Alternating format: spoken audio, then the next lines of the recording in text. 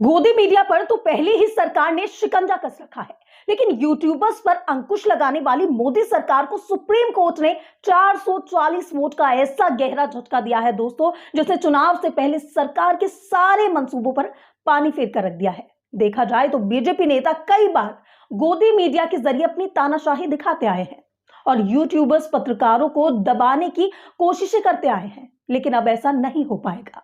दरअसल मोदी शाह की सरकार ने फैक्ट चेक के जरिए जानकारी को झूठा बताने के लिए पीआईबी की ओर से एक फैसला जारी किया था, जिस पर सुप्रीम कोर्ट ने अपना हंटर चलाते हुए सरकार के पसीने छुड़ा कर रख दिए हैं, जिसके बारे में एक जानकारी आपको जरूर बताते हैं। और क्या ये फैसला था जिसको लेकर हंगामा बरपा हुआ है, वो भी बताते हैं, ताकि आप भी सच तक पहुंच सके और जान सके कि ईमानदार पत्रकारों पर सरकार और किस तरीके से अंकुश लगाने का काम कर रही है। लेकिन उससे पहले दोस्तों छोटी सी अपील है, वीडियो को अंत तक जरूर देखें और वीडियो को लाइक और शेयर करना ना भूलें।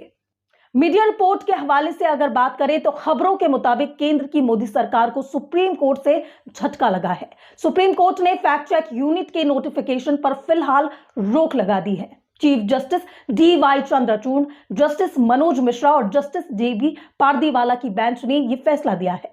दरअसल केंद्र की मोदी सरकार ने 20 मार्च को आईटी रूल 2021 के तहत पीआईबी के अंडर में फैक्ट चेक यूनिट बनाने का नोटिफिकेशन जारी कर दिया था। सुप्रीम कोर्ट ने इस पर कहा कि फैक्ट चेक यूनिट का नोटिफिकेशन बॉम्बे हाई कोर्ट के अंतरिम फैसले के बीच आया है, इसलिए इस पर अभी रोक लगनी चाहिए। अदालत ने कहा है कि अभिव्यक्ति की स्वतंत्रता मौलिक अधिकार है और इस पर नियम 3A(b)(5) के असर का विश्लेषण हाईकोर्ट में जरूरी है। इसलिए जब तक हाईकोर्ट में सुनवाई पूरी नहीं हो जाती तब तक नोटिफिकेशन पर रोक रहेगी। अब सवाल यह कि आखिर फैक्ट चेक है क्या? रिपोर्ट्स के मुताबिक पिछले साल केंद्र सरकार ने इंटरमीडियरी गाइडलाइन और digital media ethics code rule 2021 में संशोधन किया था। ये नियम इंटरमीडियरीज को नियंत्रित करते हैं, जिनमें telecom service, web hosting service, Facebook, YouTube जैसे सोशल मीडिया प्लेटफॉर्म और गूगल जैसे सर्च इंजन आते हैं। इन संशोधित नियमों में कहा गया है कि सरकार के पास एक फैक्ट चेक यूनिट बनाने का अधिकार होगा। अगर यूनिट को लगता है तो वो केंद्र सरकार के कामकाज से जुड़ी खबर को फर्जी, गलत या भ्रामक बता सकती है। अगर किसी खबर या पोस्ट को फर्जी, गलत या भ्रामक बताया जाता है तो फिर उसे हटाना होगा। न्यूज वेबसाइट सीधे इसके दायरे में नहीं आते, लेकिन सोशल मीडिया वेबसाइट और वेब होस्टिंग सर्विस आती है। इसका मतलब यह हुआ कि गलत बताई गई खबर को इंटरनेट से हटाना होगा। हालांकि आईटी नियमों के तहत इंटरमीडियरीज को लीगल इम्यूनिटी यानी कानूनी प्रतिरक्षा भी मिली हुई है, लेकिन उन्हें यह भी ध्यान रखना होगा कि कोई गलत, फर्जी या भ्रामक कंटेंट पोस्ट ना हो। फैक्ट चेक यूनिट की तरफ से अगर किसी कंटेंट या पोस्ट को फर्जी, गलत या भ्रामक बताया जाता है और तब भी उसे हटाया नहीं जाता तो फिर इंटरमीडियरी के खिलाफ लीगल एक्शन लिया जा सकता है। केंद्र सरकार तर्क दे रही है कि फैक्ट चेक यूनिट से सोशल मीडिया पर फर्जी, गलत और भ्रामक खबरों पर लगाम लगाई जा सकेगी। हालांकि इसे लेकर कुछ चिंताएं भी सामने आई हैं। वहीं कुणाल कामरा ने कोर्ट में 3 दलीलें रखी थी। पहली, फैक्ट चेक यूनिट सिर्फ केंद्र सरकार के लिए होगी, जबकि इसे सबके लिए होना चाहिए। दूसरी, फैक्ट चेक यूनिट वही करेगी जो केंद्र सरकार कहेगी।